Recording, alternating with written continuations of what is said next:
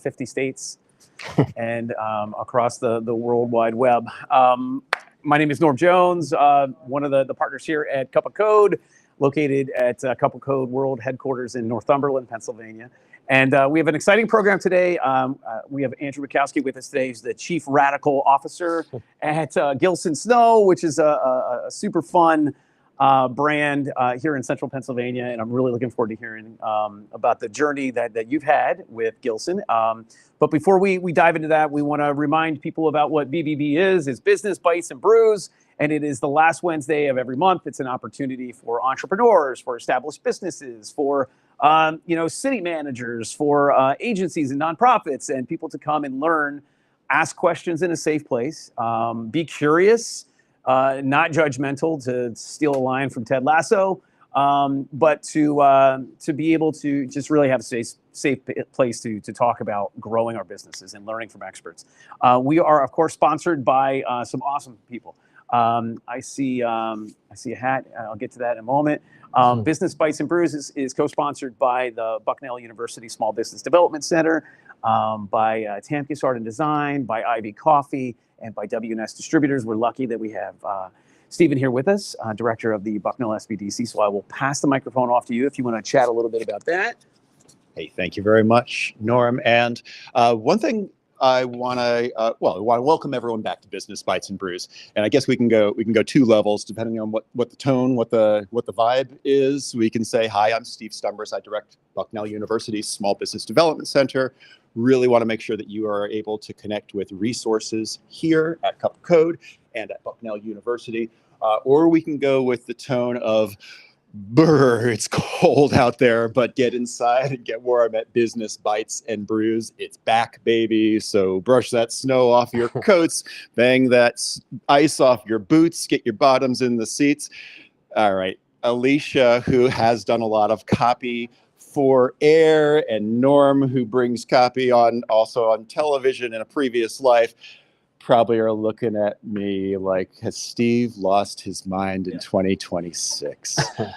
But I'm excited to be back. And as I was telling Andrew, I'm excited that, hey, we've got snow outside while we're going to be hearing about how Gilson has grown a snowboard and ski brand. Well, not even just snowboards, but so much more happening, so much more to come. I'm excited to learn about, and all of us can learn about how to apply those lessons to building your own brand for your own businesses. And as I mentioned, singled out one member of the SBDC team who is new with us. You know Amber Guerrero from being at Business, Bytes, and Brews. A lot of you have already connected with her. I want to introduce the newest member of the Bucknell SBDC consulting team, Alicia Mack. And I can't wait for all of you to get to know her and to connect with her as a resource to help you grow your business and especially market it more effectively. So, Alicia, welcome. I met a lot of you last week. Welcome. For our online audience, if you want to connect more with Bucknell SBDC, of course, comment, like, engage, LinkedIn and Facebook. We'll be looking out for you. Norm, back to you. And I know you want to introduce Andrew. Yeah, I do. Thank you. Thank you so much. Yeah, no, thank you, Stephen. One last hit of note to mention here is that our friends at WNS brought a beer over, right? Yeah. And it's Shredhead, which is out of Evergreen. This is a Camp Hill brewery, really fun, people down there. But it's got a Gilson. It's a collab, as they say in the craft beer world. That's right. With Gilson. So pretty rad. And since you're the chief rad officer, maybe you can talk a little bit about how things like that come to fruition. But without further ado, we'll let you jump in and do your thing. Sounds good. Thanks, Andrew. Yeah. Well, hello, everyone. Excited to be here and chat a little bit about Gilson and our journey. I think it's probably not just going to be the story of Gilson. I mean, we've had an incredible story over the past 13 years of growing a American manufacturing business here in Pennsylvania, proudly producing here in America, here in rural Pennsylvania. It's a long story. I want to focus today on maybe some of the things that have led to our growth, at core, I'm a marketer, and a lot of the things that I'm talking about will probably be in that lane, and that's the lens that I look at. And regardless of if you own your own business, if you are a city planner, if you have a service business or a product, I'll try to keep it relevant. I've got a few slides just because we're a really aesthetic brand. Photos, videos, it's a lot of who we are, is showing the story of what it is to be a Gilson family member, right? And so I'll try to keep it to the point, and we can keep this as interactive as we can. We're an open book, so any questions, we could kind of dive into any of the topics that we talk about here. So just first, so you know who I am, I'm Andrew. Went to school at Misericordia University over in Wilkes-Barre. Bopped around the city a little bit before ending up in Colorado. My first, I would say, real job. Had a career at a company called ADP, which a lot of people know as automatic data processing, do a lot of things that have to do with payroll. I was at the time, ADP was a $5 billion business with a $1 billion offshoot company that did software for automotive dealerships, and that was the division that I was in. So automotive software is kind of where I cut my teeth in the corporate world. You know, those numbers aren't impressive now, but they were big enough to be a Fortune 200 company at that time, that many moons ago. But it's really, you know, I helped automotive dealers look at their processes, understand a lot about the advertising that they were doing and what they were getting for it. I was real high level from an ad perspective, so I wasn't turning any dials, but I was seeing, oh, what are you getting for your money here? What are you getting for your money there? Why are you spending it here versus somewhere else, right? Questions that we should always be answering. After that, I got into the startup world about 10 years ago, helped run a tech startup in New York, and my wife grew up in rural Pennsylvania. She grew up in Milton, and that's what brought me over here. We wanted to be closer to family, and the first weekend that I got to town, there was the Milton Beer Fest. I think it's the first year they were having it. Walked down the street and there was a Gilson tent. My wife said, "Oh my gosh, Gilson is here." And I said, "What's a Gilson?" We had just spent 10 years out in Colorado, love the mountains, love riding, but just personally, not professionally. And so we got to know the team, eventually came on board as kind of an advisor, and then have been a partner over there helping run the company for the last 5 years. So Chief Revenue Officer is basically anything that has to do with sales and marketing. And that's kind of my lane of where I'm at in the company. Talk a little bit about the early days at Gilson, and it was about finding product market fit. And I think this is a really important stage of any company, business, et cetera. For us, that meant building snowboards in a literal donkey and horse stable. When the company got started, they built their first 15, 20 snowboards. It would take them 2 weeks to build one. They bought a 1976 Airstream, that one right there, and they traveled around the country in the winter from mountain to mountain. Any mountain that would have them, they would go, they'd bring the Airstream, and they'd just start riding with people. I'd say, "Hey, why don't you try this board?" And they'd say, "Oh, that's funky. It has a 3-dimensional base. What's that?" And they'd say, "Oh, this is why we did it. This is why it's cool." They'd get out. Some people would love it. Some people would hate it. That's probably a good thing in business as well, right? Being loved and hated. But you know, they learned a lot. They had a direct connection with the customer. And I think that's super important as you get started and understanding, like, do I have something that people actually want? So these were the early days at Gilson right here. You know, we're out riding, talking to customers and building things at the old shop that some of you remember from down in Winfield.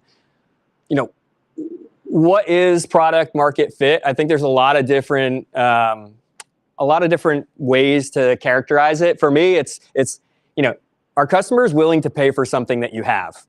Usually, right? Every once in a while, you can start a business that people aren't paying for, right? Maybe it's something that's aggregating data. Maybe somebody is paying for something, probably. But does it have that? Is the market big enough to support an actual business, right? If you need that to grow the business, and can you acquire customers with enough margin for it to matter to have an interesting business? Those 3 things for me constitute a real product market fit. And so I think that when we do a lot of consulting work, I have over the past 12 years, and oftentimes, I think that folks will get heavily into a project before they really have product market fit. And so a lot of questions that we could ask around these, and as we go through, when we get to the end, we could dig into any of these topics as it pertains to your own businesses. So we felt like we did. We started, we heard enough good feedback in the beginning to keep the company going. eventually we got to a standpoint where, we're putting little dots on a map of where we're shipping snowboards and skis, and we're saying, you know what, I think we actually do, right? We have product market fit. We feel like we're growing. We feel like people are loving what we're doing. Let's keep doing it.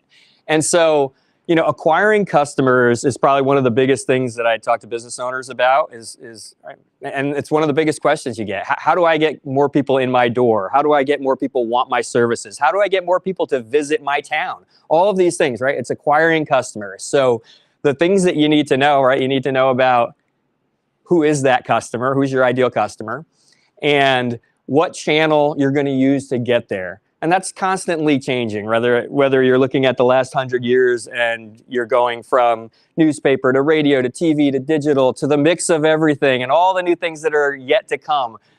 People are somewhere. They're spending their time somewhere, and getting to them is super important, and understand what channel they're at. There's a message that you want to deliver and a creative way to do it. And so when I think of Gilson's story, we really, we got an initial spark from a creative and platform standpoint with a video on Facebook that I'll show here quickly. If we have any sound. Oh, there we go.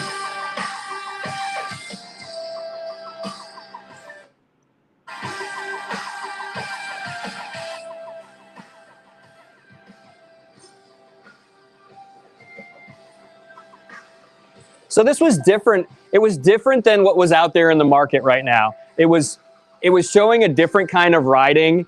You were seeing people jumping out of helicopters, and you were seeing people going really big off of jumps and doing however many spins they possibly can. And this was a different video. This is a video showing playful riding. It was showing a surfy feel. It was showcasing the types of moves that you could do on a board with a three-dimensional base. And so this was like a head-turning video at the time. I won't go through the whole thing, but just gives you a little bit of a snippet of kind of the initial advertising that we were doing. So we launched that first on Facebook, and organically got probably 1 million or so views. And from there, it's kind of around the time when I joined the company. And so my background at the tech startup, I went kind of the one detail. I went from high level looking at what advertising was doing to actually the granular level of turning the dials and implementing the ad spend. So things that Norm and the team over here do for their customers every day, find out what platform they're using, and actually, spend the money, drive the results that they're looking for. So we eventually, we got that video to probably 5 million views in the first year. It was like our first real viral moment, I guess I'd say.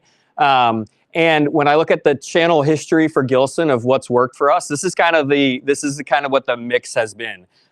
We started out advertising on Facebook, then Facebook and Instagram, then we implemented Google and email and TikTok, and now Snap and OTT and SMS, right? These are all, it gets a little daunting if you're running a business sometimes. You say, my gosh, where do I have to be on all of these places, right? And so I think I have probably some tips that I would say of what's worked for us is that, you don't have to be on everything, but find one that works, right? Like, again, the lens here is you have to acquire customers. So how are you going to do that? And is that, there's thousands of different methods there, but find one that works. Is it word of mouth? Is it email? Is it Facebook and Instagram ads, right? And you double down. You do things that are working, and you push more there, right? Don't spread yourself too thin. You don't have to do everything. Feel like you're really getting the traction you can until you see the diminishing returns, or that you have the team or resource outside to help with growing the other channels. Again, do test, double down. That's really worked for Gilson. We're constantly testing things. Test as much as you possibly can, because you're going to have winners and you're going to have losers. And sometimes I'm shocked by the difference between the winners and losers. Sometimes it's a very slightly different photo or video, right? Just a different hook in the beginning, a different first 1 second, a different first 3 seconds, right? And when you're trying 100 videos, you could get to that information a lot quicker. And if you would have launched the, let's say, ad, and the ad cost wound up being, let's say an acquisition cost was $100 to acquire a customer with one ad, and it might have been $200 with another and $50 for another, right? Like, you can see how that would, put that out at scale, and that really affects both the top line revenue and bottom line. And another tip I would say is that always learn the basics, right? Like these platforms, you don't have to be an expert on them, but I think you as a business owner should, or somebody on your team should know the basics behind how they work. And then you have a chance to decide, is it better to do that yourself? Is it better to outsource to a team who's going to do it for you? At Gilson, we've done both. So we've had things that we do in-house. We've had things that we've outsourced. The majority of things currently we are doing in-house. We keep an in-house team that is managing all of that. We've had success with it, but it really just depends on what the resource level is at the team at the time. I talk a little bit about content history that's worked for Gilson. You saw this video. This was like the original early days. We next went to what I would call highly produced videos. So it was things that were like high production value, high cost. I think they're beautiful and wonderful. At the time, they worked really well. I'll show a little bit of a video here that I think paints that picture. Industry. Man, building a business is so hard. It finally felt like we were starting to make it. We were shipping over 50 countries, working with incredible artists, and the scope was so high. And then a popular Snyder County business was destroyed this morning in a fire. Gilson Snow caught fire around midnight. That's where News Watch 16 is making prime spot. when your factory burns down, This didn't help. It's the type of thing that either makes the company or kills it. We pulled ourselves together and said, you know what, this gives us the opportunity to come back and build something truly incredible. All right, I will play the whole video, but you can see high production value. High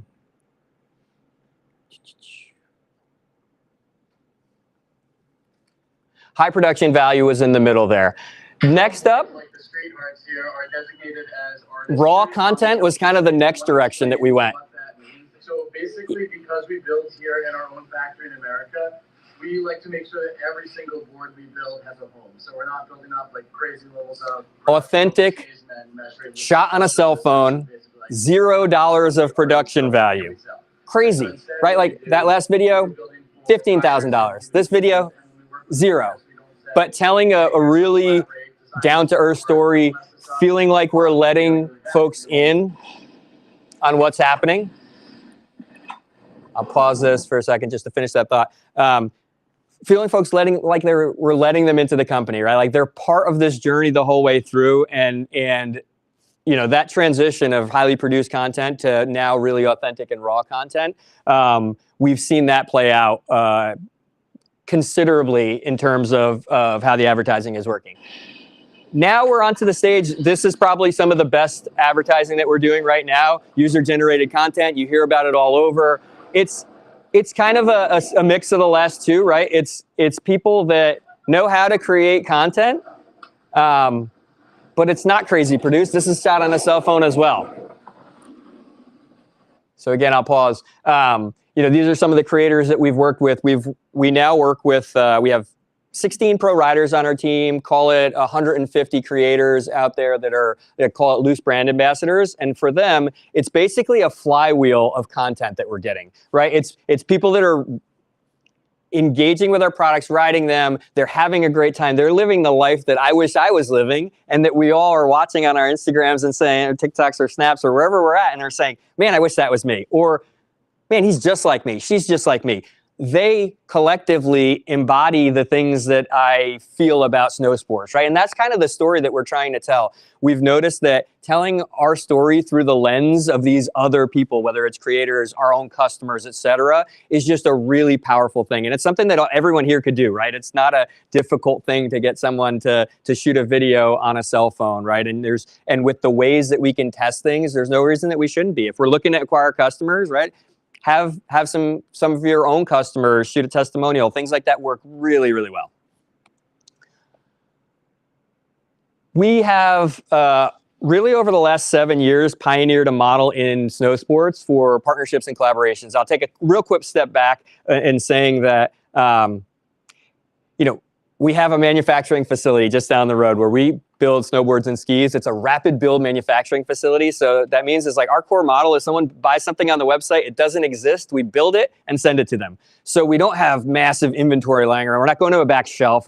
We don't have the traditional model. We're a 98% direct to consumer business, e-commerce focused business. And so because of that, it allows us to do a lot of things. We're not, the normal process is make 10 to 20,000 units of a snowboard or ski in usually China or Dubai, bring them over to the United States, sell them through the retail network, right? They can't really take that many chances when it comes to graphics and artwork. For us, when we could do a drop with as little as 150, whatever, we've really leaned into that. And because of it, we've worked with some amazing partners, everybody from, the New York Yankees to G.I. Joe and Monopoly and the band Slayer and all kinds of folks in between, including artists and creators. And it allowed us to pioneer a model where we pay the artists along with the project. So basically, instead of writing a check for $1,500 for a legacy company to make a graphic for a snowboard that's going to have 20,000 units, we pay artists a percentage of the proceeds of each snowboard that's sold. It really ties them into the success of the project. It makes them feel like they're a part of it, and it feels good to write big checks to artists. I would far rather write a big check to an artist than a tech company,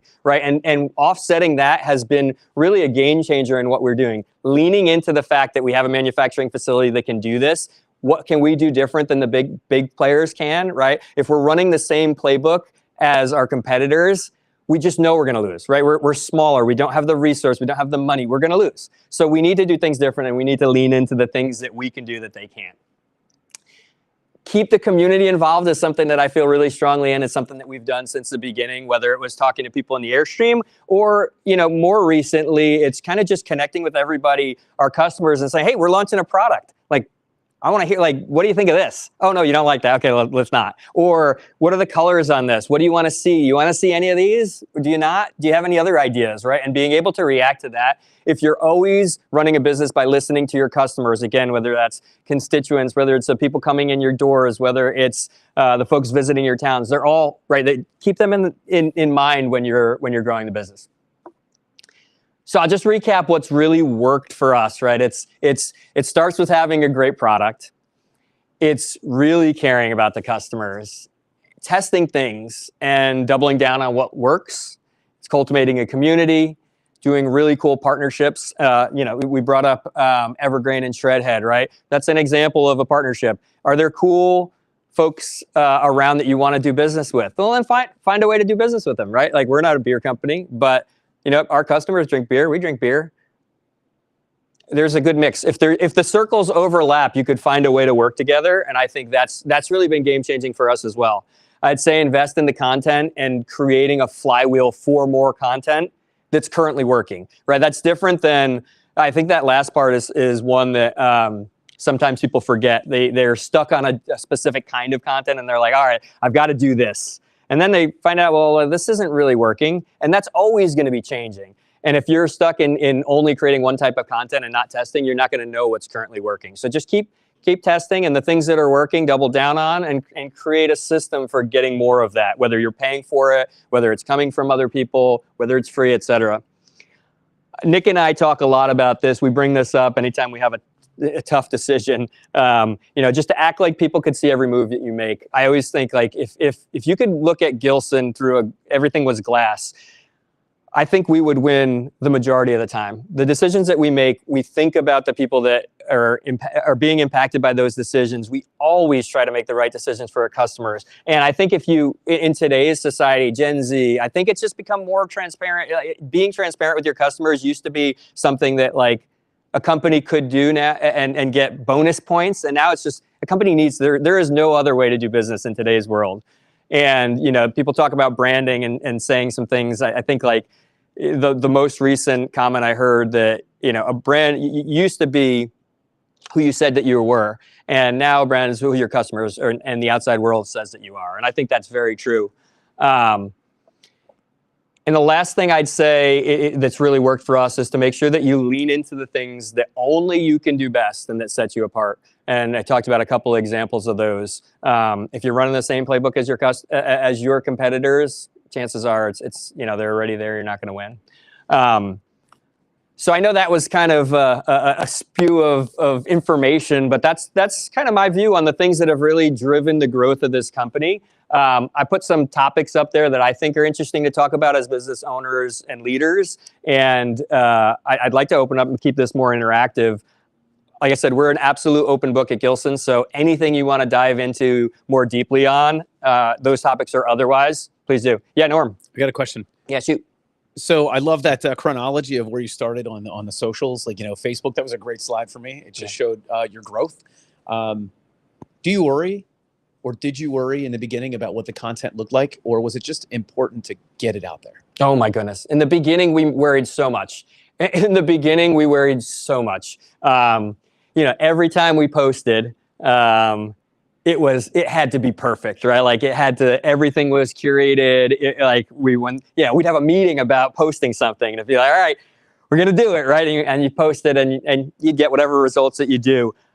The transition from that to the way that Nick and I run the business now, when you look at, it would be shocking if 8 years ago me saw what we were doing now, and it's just like, oh no, like, yeah, okay, great, good, send it. If it as long as it obviously doesn't, it's in line with the brand direction and the things that we want, but not like brand guidelines, more in line with like, it's not being obtuse or like overly outrageous. But yeah, I think now we've gone from really need to know to it's more of a numbers game of getting lots of content out there it doesn't have to be curated. It can be behind the scenes. It can be really easy, free content. That's where I wanted you to get for maybe the smaller business owner here who's paralyzed by that fear of what that's going to look like.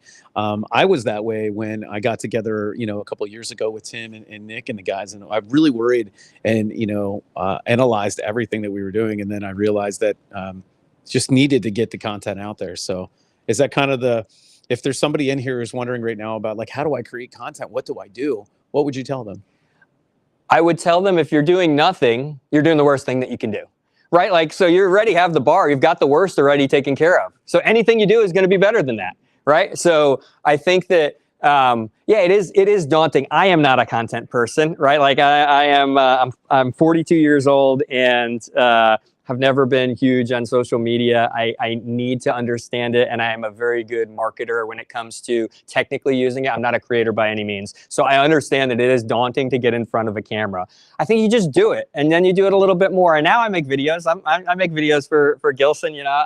We call them Nick Vids. My phone probably has, I don't know what my iCloud has. I bet you it has 10,000 videos of Nick, because I'm usually the one filming him. On a camera, it just says, and so when you see a video on the internet that's, "What's up, guys? This is Nick with Gilson. What's up? What's up, guys? This is Nick with Gilson." That's all that's on my phone. But I make those now, and it's just, you do it, and you do it a couple more times. You get a little bit better. And you know what?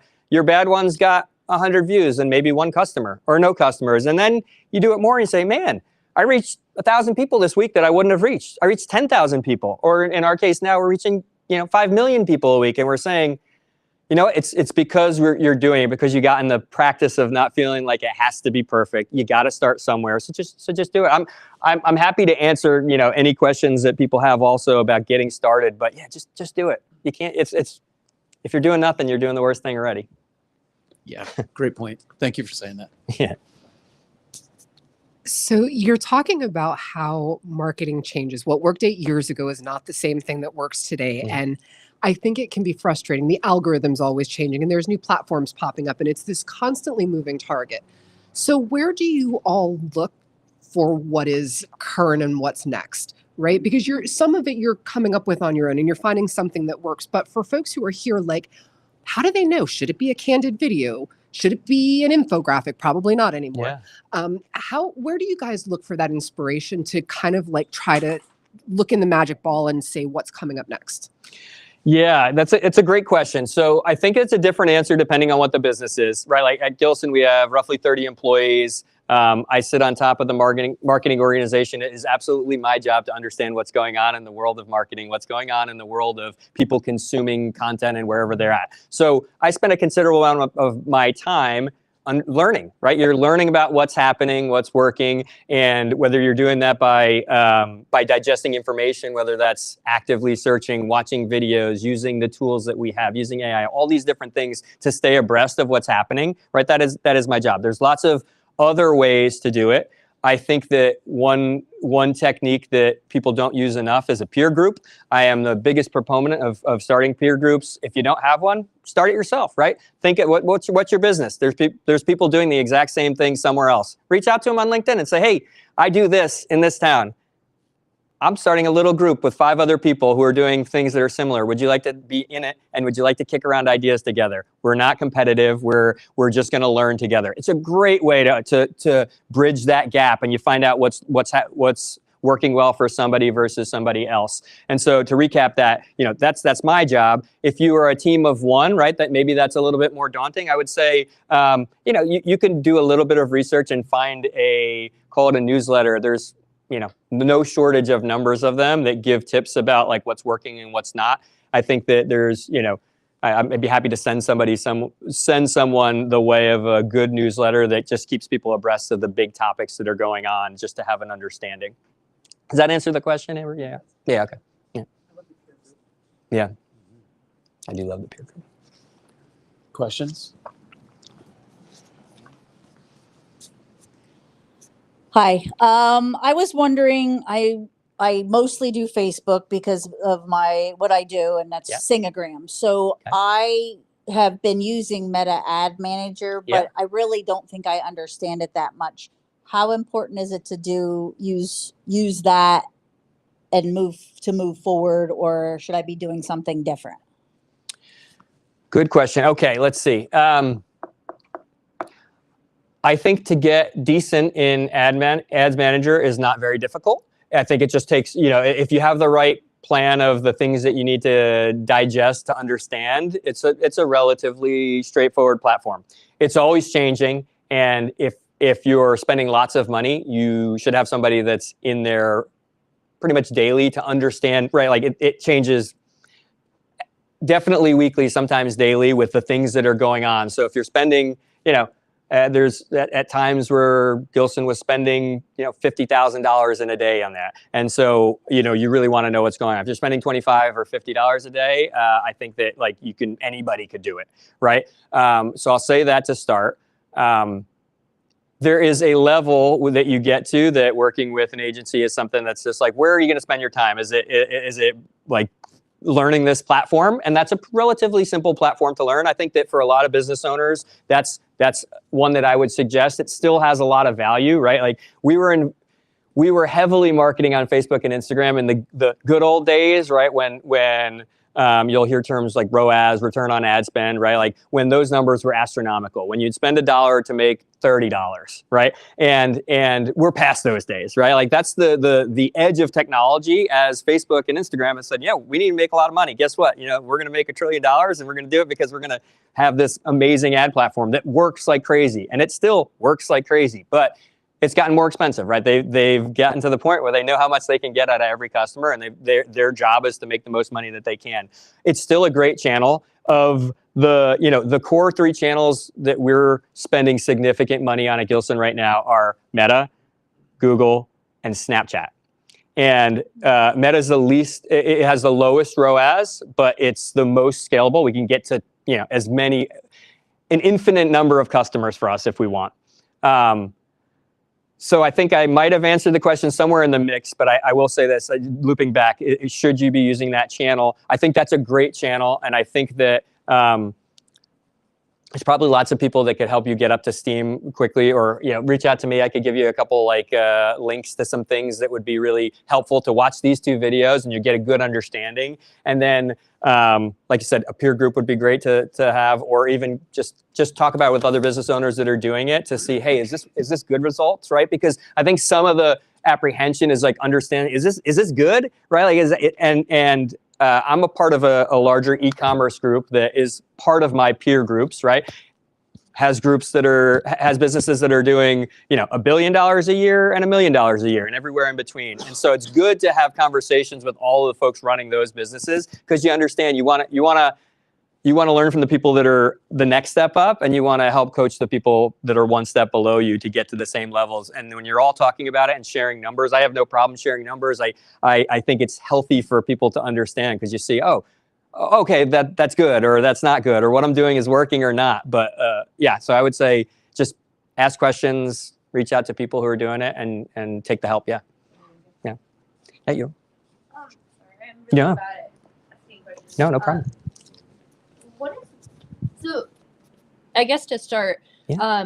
for me myself, I do more photography and things like that, Yeah. which I think is wonderful. People like to look at pictures, all that. Yeah. And it's marketing in itself. However, I do seem to, it often happens that people are stuck in an entertainment phase and they don't actually want to book or buy. So what have you done to be able to shift someone from just being like, that's a cool video, that's a cool whatever, to being like, no, I actually want the product? Yeah, the call to action. Yeah.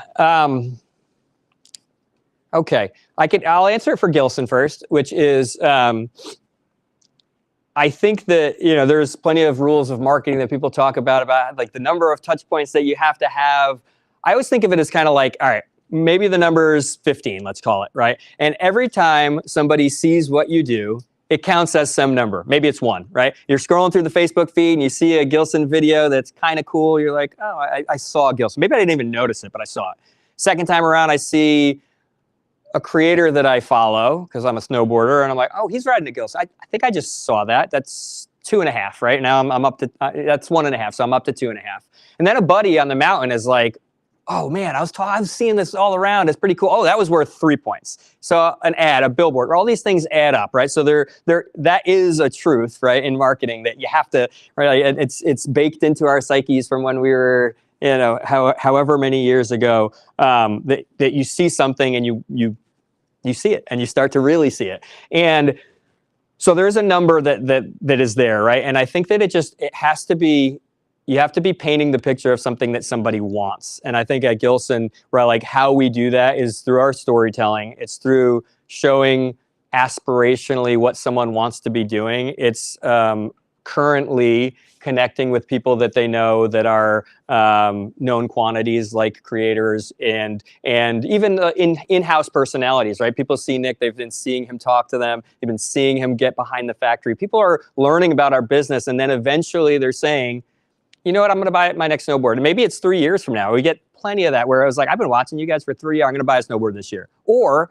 sometimes we cut the line when we do a partnership, right? And it's like, it's not my snowboard broke and I need a new snowboard. It's, oh my goodness, I love the band Slayer. I am like a Slayer fanatic, and I don't even care if I have 10 snowboards. I'm buying that one because it's got Slayer on it, right? So there's different ways to get to the purchase point, whether it's traditional, like, tell the story, make them love you, cut the line by doing something cool, or anywhere in between with new technology, et cetera. So for your business, if I was a photographer, I think that I'd have to be thinking about the moments when somebody is going to be needing or wanting a photographer. I'd be showcasing the things that are really important in the lives of people that, like, I don't know what type of photography you do. If I was doing, children's photography, I'd be showcasing really cool images of, families that are doing milestones that are like, oh my goodness, I can't miss my child's this. And you know what, this is a great way for me to capture it, right? There needs to be something, back to that product market fit, right? It has to be something that people want and the market big enough for you to make it happen. Yeah. So, yeah, of course. My question is, you said with Meta Ad Manager, you could have an infinite amount of customers. Why wouldn't you want to have infinite? Because of production? Are you scaling back some to, if that worked overall, that you had customers that you can't even keep up with production? It's a little bit of a trick question. I'll try to answer it. So yes, yes, there is something, right? We're currently 5 weeks. We're currently 5 weeks back ordered in the shop, and we are working our butts off to try to catch up. That's a good thing. We've been selling tons of snowboards and skis. Things are working, et cetera.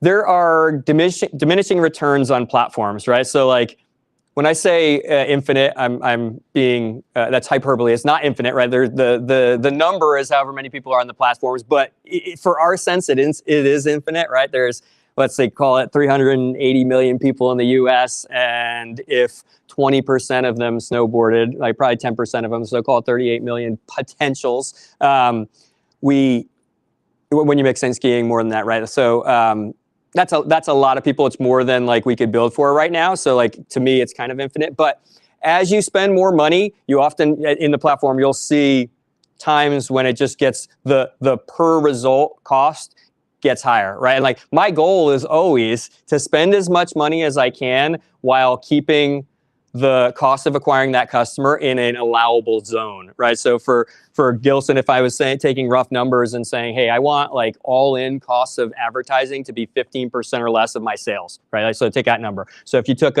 any round number, $1,000 of revenue, I want $150 of ad cost. And if I'm doing that, I can keep the business in a good place. And so like those are my numbers. Everybody else has their own numbers. And I think knowing them is really important, right? Like, and that goes down to the margin conversation of being like, all right, you know, another mistake that I see lots of business owners have is just like their unit economics of whatever they're selling is just never going to work, right? Like, and I think for me, you know, when I think about the businesses I'll start in my life, it's like, it has to start there. It has to start from a point where I have, if my cost was 20 to 25%, right? So if I was selling something for $100 MSRP and my costs were $20 to $25, that's a business that I have a lot of plays in that business, right? I can use a lot of different channels to acquire customers, and some might have different acquisition costs, right? And that's what we see here. So like, you know, I was pulling up the ads manager, right? Like I'm 10x ROAS in one platform, 8x ROAS in another, and 5x in one, right? So 4 different ROAS, again, return on ad spend. So you say, oh, well, why don't you just spend all the money on the 10x? It's like, I want to spend as much money as I can in all the allowables. I'm getting to different customers. Some people are using Snapchat. Some people are using Facebook. Some people are using these other things. I want to get to all of them as long as it's in the allowable zone. And when your margins are in the right spot, you just have so many plays in that playbook. You have retail, you have wholesale, you have all these different things to do. When your margin is constricted, it's harder to do that. It's harder to acquire customers. And if you can't acquire a customer, then you obviously you don't have a business. Yeah.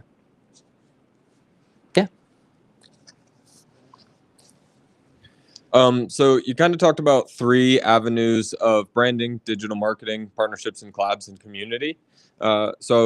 And then you also talked about doubling down on what works and kind of avoiding what doesn't. Mm-hmm. So if you had to double down on one of those things, maintain one of those things, and completely ignore the third, how would you decide to do that? Ooh, so you're coming out with a heater of a question. Because I do believe in simplifying businesses, right? It's like you can't do everything, and so you're often making these choices to cut. This is, I guess, somewhat of a hypothetical question because it's hard to cut any of those out of the business. But if I had to cut, okay.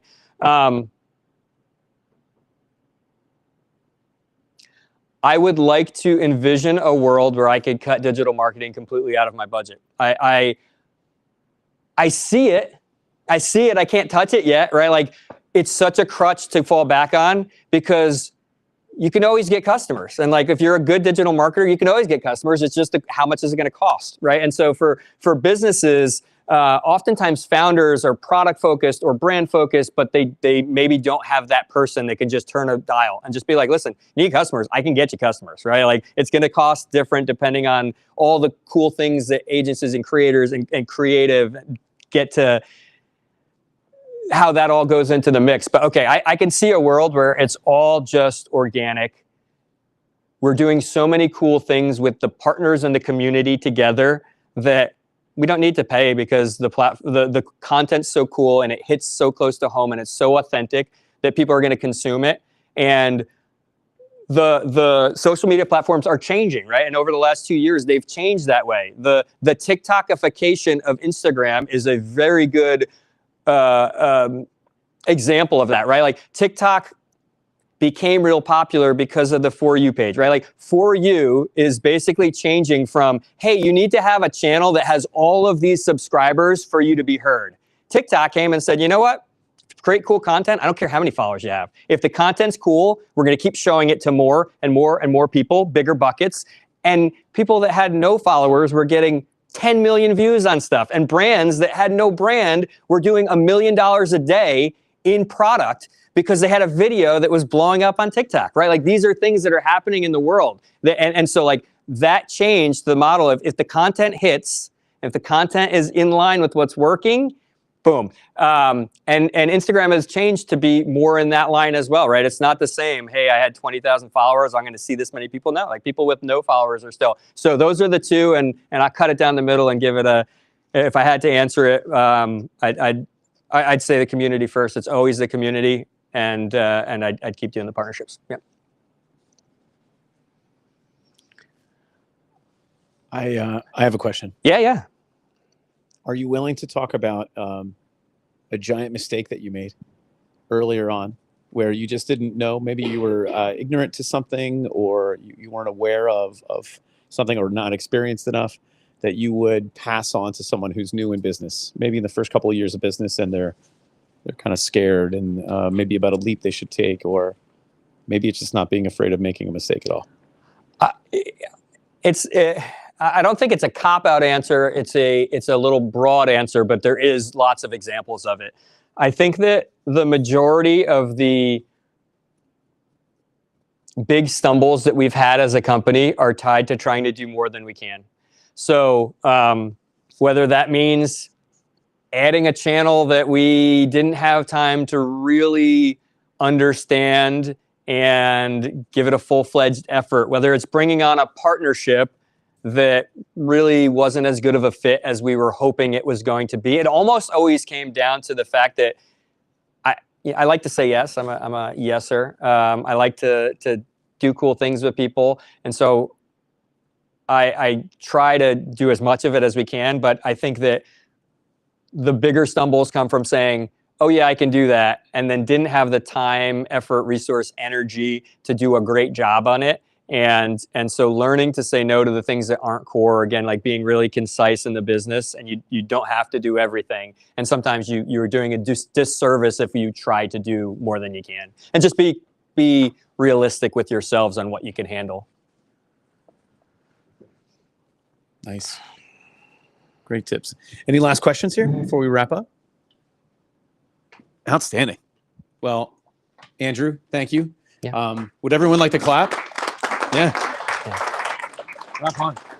Yeah, you killed it. That was great. Thanks. Appreciate it. Lots of great tips. I would say as we wrap up Business Bytes and Brews, this is the last Wednesday of the month. You know who the sponsors are. You are welcome to bring a guest. In fact, if you bring a guest with you the next time to see Tim, then we'll award you 1,000 golden bonus points, which are going to be redeemable here at Cup of Code towards a future product. Yeah, the guys are looking at me like, what is that worth? I hope the points worth knocking that mustache around the stage. Yeah, exactly. But Tim, do you want to come up and talk real quick about what you're going to be discussing? Just a quick 20-second. I know you weren't prepared for this, but I know you love to be in front of the camera. Come on up. Hey, Internet, this is Tim Keeley. Yeah, so next month, we're going to do a little bit of a deep dive into the buzzword SEO that I'm sure you've all heard, but recent AI situations have brought in the expectations to AEO and GEO, which basically is just fancy ways of saying you want to be cited now, you want to be the answer on things like Google Home, Alexa, when you're doing voice stuff, and when you're searching something in Google and it comes up with the first Gemini submitted answer, it always has a source that it's getting that from. So you want to start working yourself into that kind of stuff too, because if you're just focusing on SEO and trying to be seen in a link, then you're slowly becoming invisible to people that are finding their information in things like voice and AI searches. So it's going to be a pretty high level technical thing, but it's all going to be broken down into simple things. And there's going to be a section in each subject of what you can do as a non-tech person to start the process yourself. And by the end of the thing, you're going to have everything that I would do if you take on a SEO, AEO, or GEO program with us. And if you are tech savvy enough, you can just do it yourself. So you'll have all the tools after the presentation. Nice. Thank you. Mm-hmm. All right. AEO, GEO, SEO, EIO, and bingo was his name. All right. That's going to do it. Thank you so much. And we'll see you next month. Thanks, Norm.